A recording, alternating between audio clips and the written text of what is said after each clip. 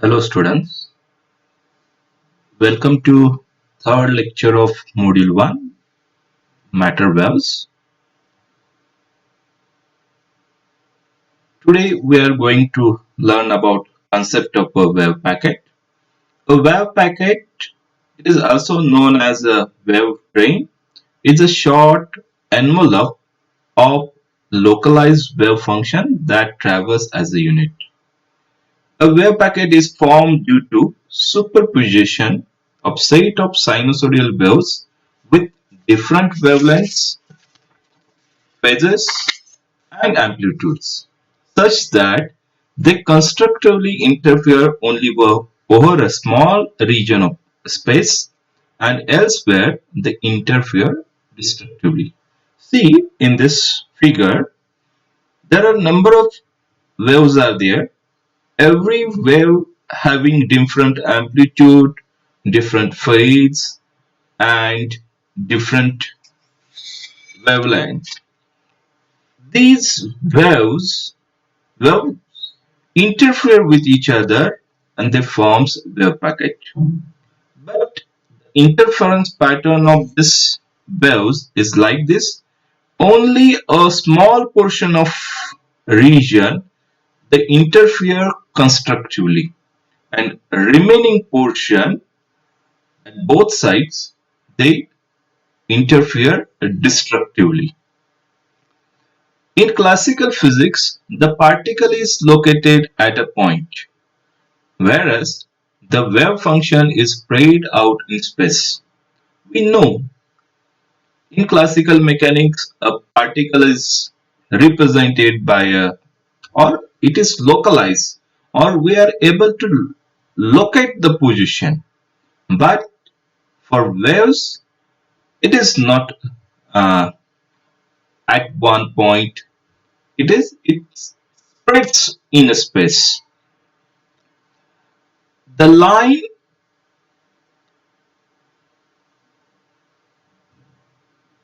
the line shown in this particular figure, is the real part of wave function, and the dotted lines are the envelope enclosing the wave, and it is called as group wave. This dotted envelope is known as group wave. The possible position of particle are now restricted to a finite region, that is, the region in which the vertical distance between the dotted lines is not zero, non-zero. Here, the position of particle lies here in between this point to this point, where the distance between two dotted lines is non-zero. A wave group always has some finite width, that is delta x. The exact location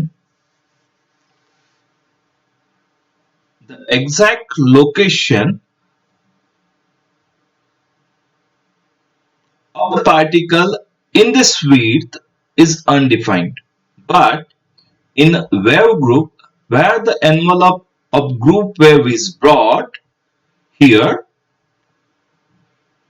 their probability of particle finding is more, and other places it is less.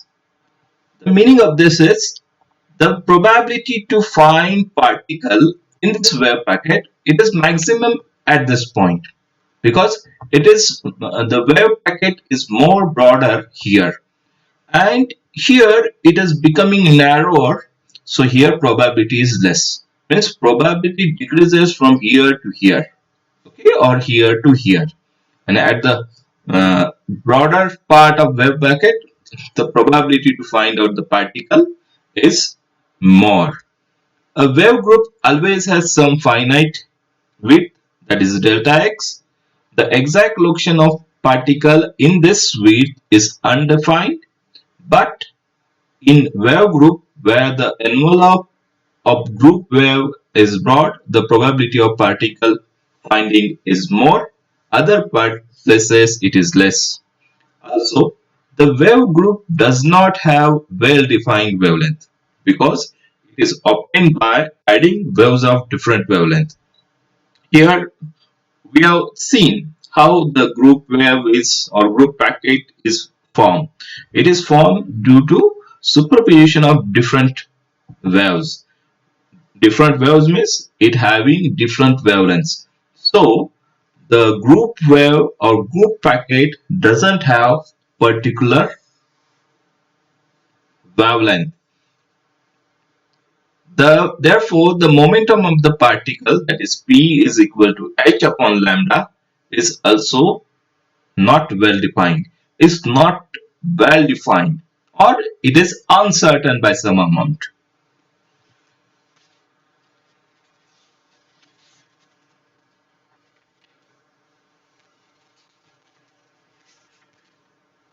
In this previous slide, once again we will see.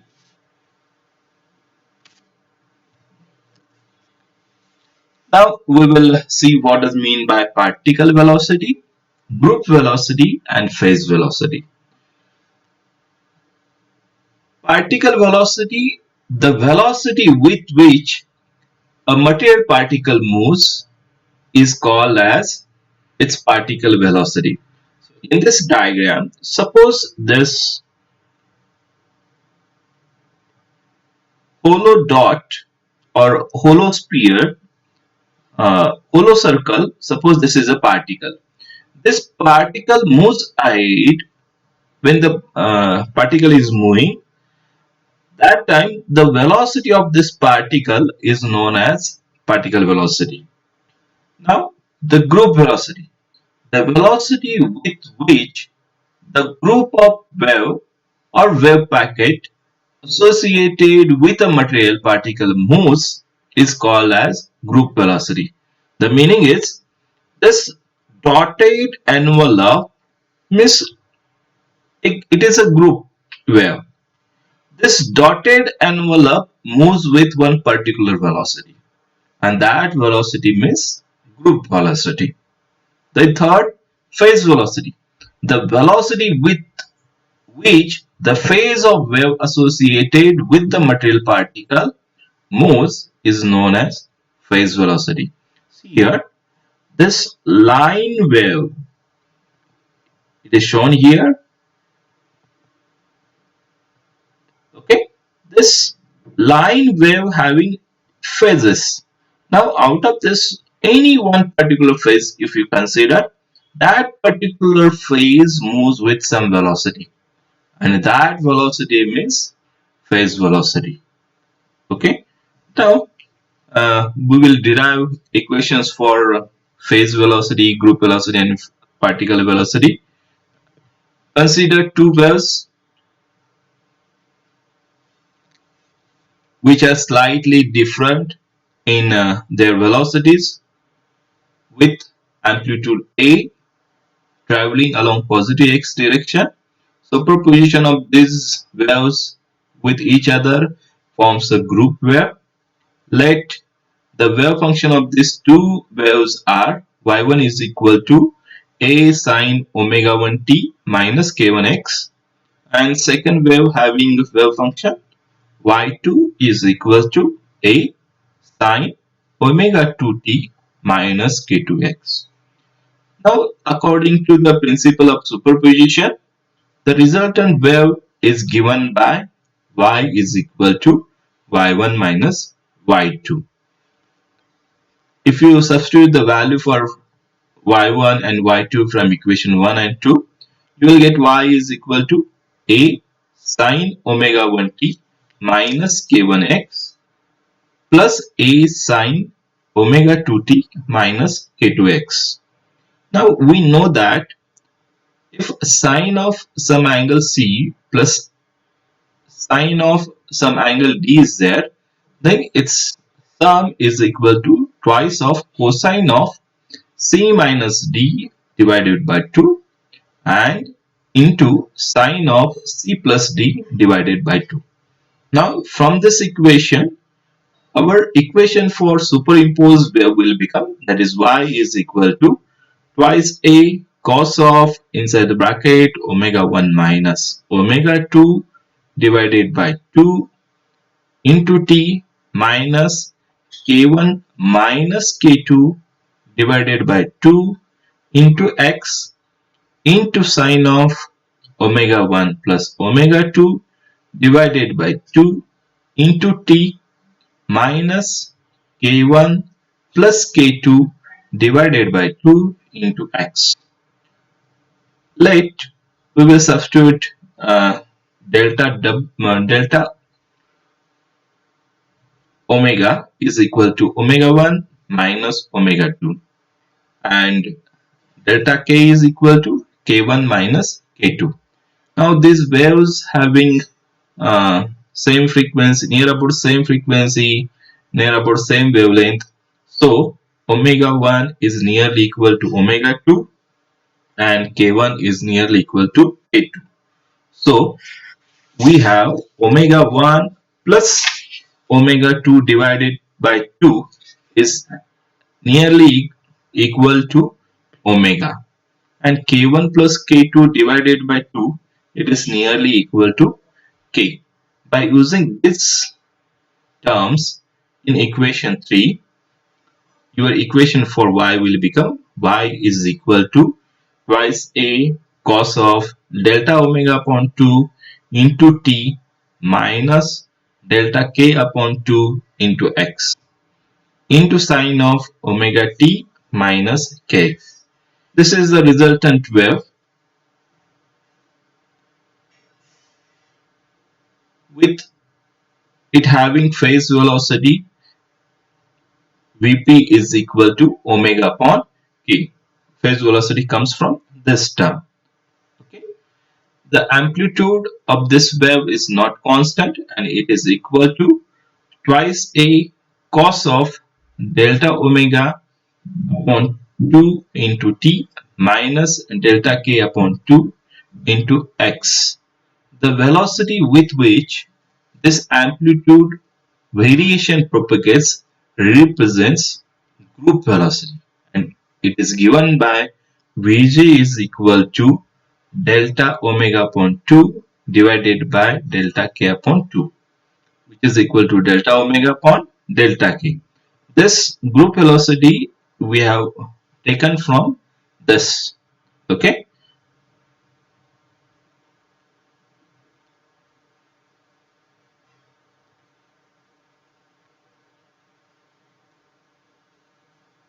This amplitude varies.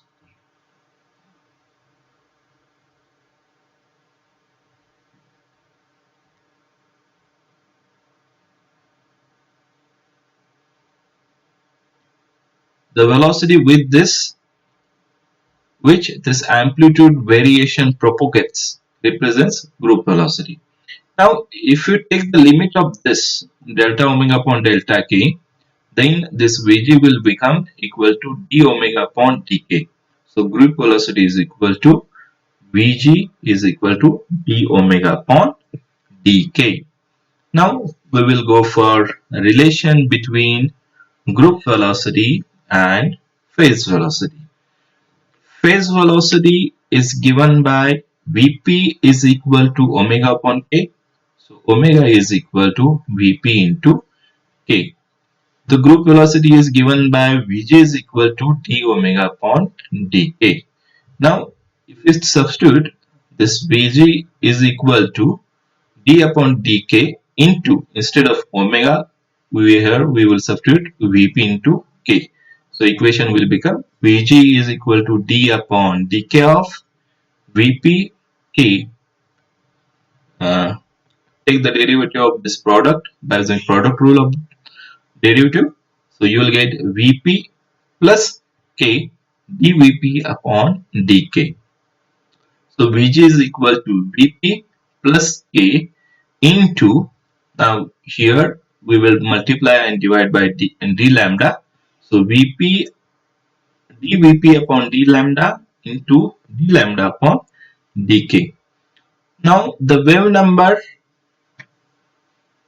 of the wave is given by k is equal to 2 pi upon lambda. So lambda will become equal to 2 pi upon k. Differentiating this equation with respect to k, you will get d lambda upon dk is equal to minus 2 pi upon k square. That is equal to minus 2 upon 4 pi square lambda square. Here instead of k we have substituted 2 pi upon lambda. Okay, so 2 pi so cancelling the common terms, you will get d lambda upon dk is equal to minus lambda square upon 2 pi. Now substituting this equation 4 in 3. So you will get Vg is equal to Vp minus k dVp upon d lambda into lambda square upon 2 pi. So therefore, if you substitute instead of k 2 pi upon lambda, then Vj is equal to Vp minus 2 pi upon lambda dVp upon d lambda into lambda square upon 2 pi. 2 pi cancels, 1 lambda cancels.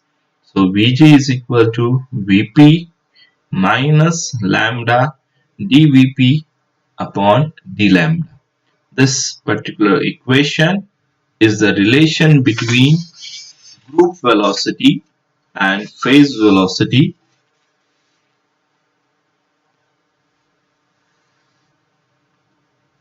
Now we will go for relation between group velocity and particle velocity. Consider a particle of mass m moving with velocity v.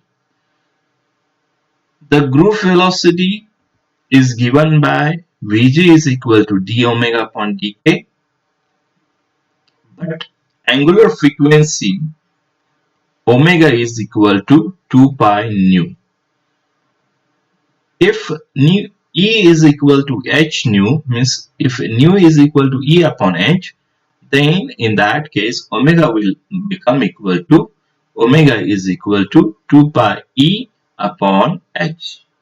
Now differentiate this particular equation, you will get d omega is equal to 2 pi dE upon h.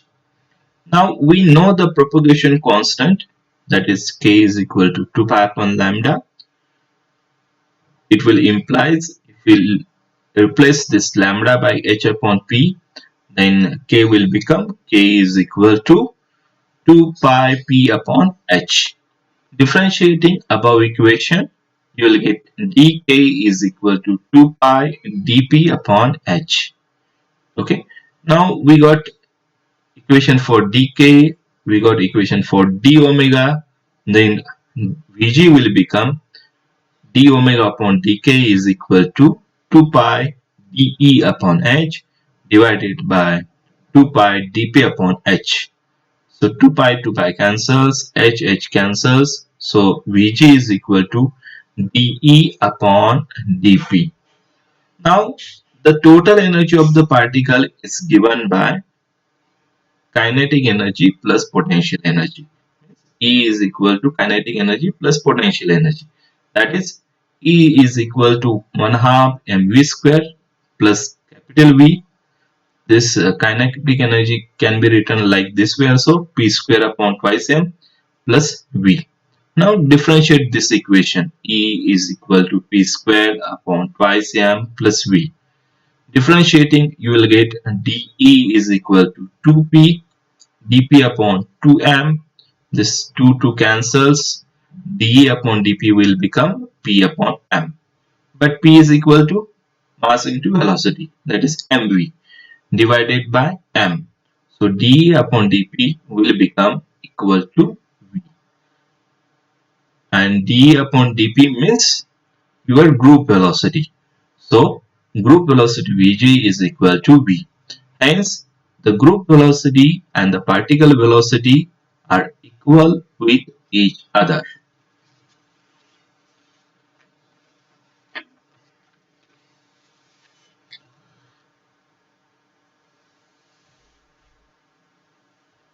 Davidian-Germer experiment. Initially, we will see the construction of a Davidian-Germer experiment. In construction, This is a filament. Across the filament, a small voltage is applied, and cathode of high power supply is connected with filament only, and positive of the high supply is connected with grid. Due to this small voltage, this filament gets heated, okay, and it starts to emit electrons, and these electrons gets accelerated by grid, okay, grid voltage. And due to acceleration, this electrons comes out from the filament and it forms a beam. This beam is allowed to fall on a target, nickel crystal target, okay, and the scattered electron beam is detected by D,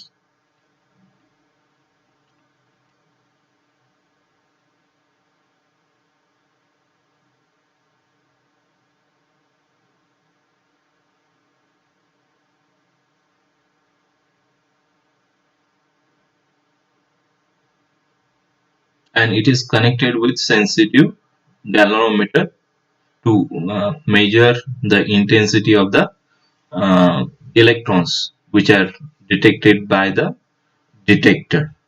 Now working from filament, electrons are emitted by thermionic emission. These thermionically emitted electrons are excited by grid potential V. Therefore, electron gun D emits electrons of energy E into V or EV. The beam of electrons are allowed to fall on a single nickel crystal target.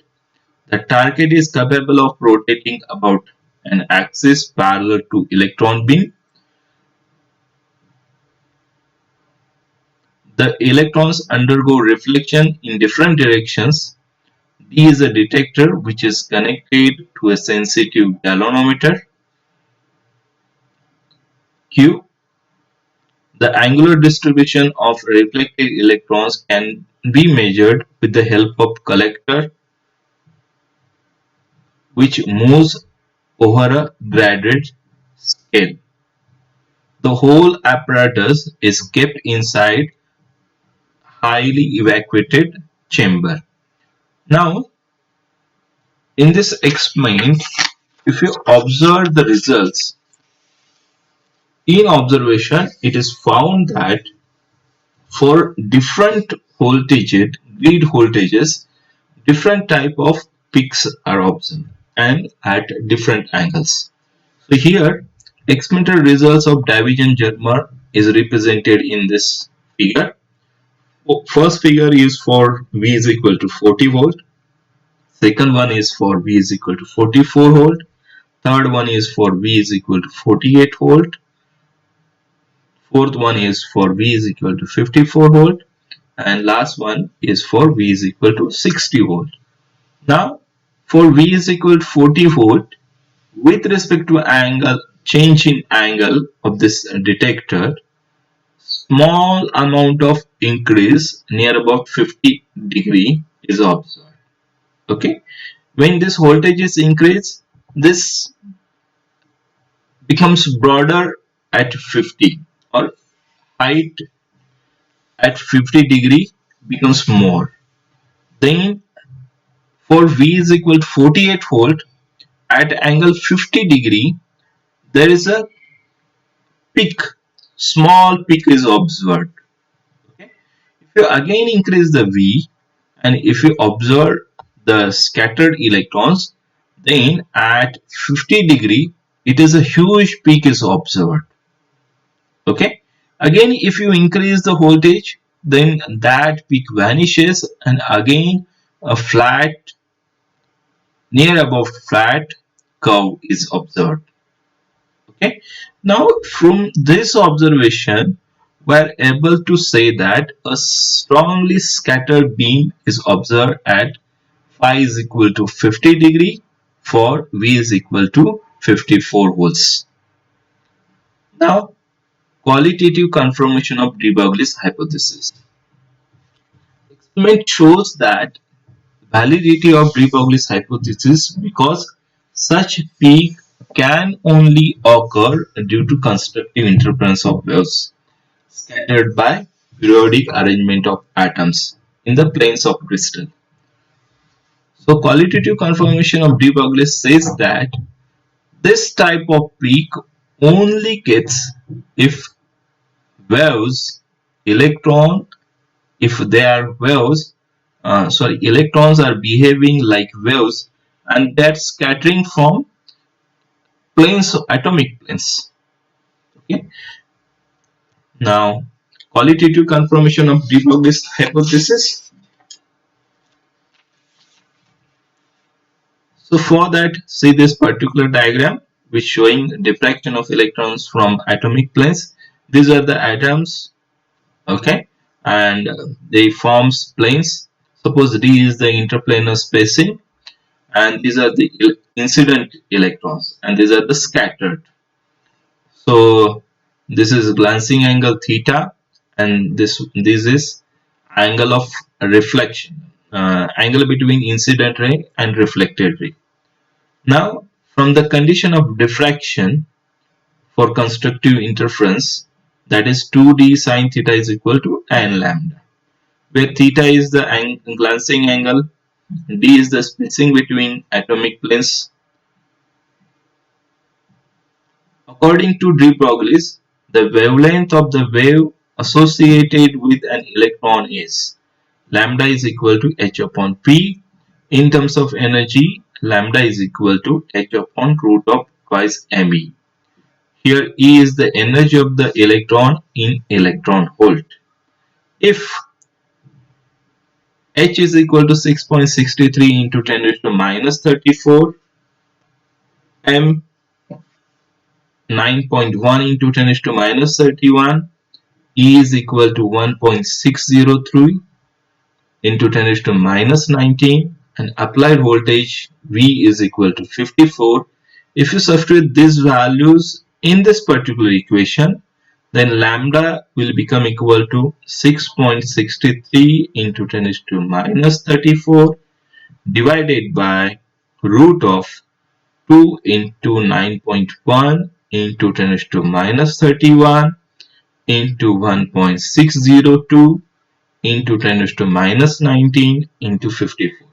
And if you solve this numeric calculation, you will get lambda is equal to 1.65 into 10 raised to minus 10 meter. In angstroms, it will become lambda is equal to 1.65 angstrom. This is from de Broglie's principle. Now, from a diffraction condition, lambda is equal to 2d sine theta for first order diffraction. Here d interplanar spacing is 0.91 angstrom for nickel crystal, that is 0.91 into 10 to minus 10 meter. Theta, it is glancing angle, that is equal to 90 minus 5 by 2. Phi is the angle where we got peak. So 52 divided by, 50 divided by 2, that is 25. So 90 minus 25, that is 65 degree. So theta is 65 degree. N is equal to 1 for first order diffraction. So by using this, lambda will become equal to, in this particular equation, lambda will become equal to 20.91 into 10 raised to minus 10.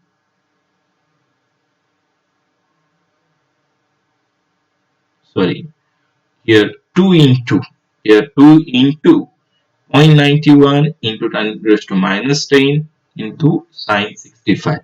If you solve this, you will get 1.65 into 10 raised to minus 10 meter. That is 1.65 angstrom. This is excellent agreement with de Broglie's wavelength. So from this experiment, we get conclusion that we get peak at particular angle, that is angle 50 degree, and for voltage 54 volt. It is because of constructive interference of electrons, and here electrons are behaving like waves. Now there is one note you should keep in mind. The interference of waves considered is not interference of waves associated with different electrons. It is the interference between different parts of the waves associated with single electron.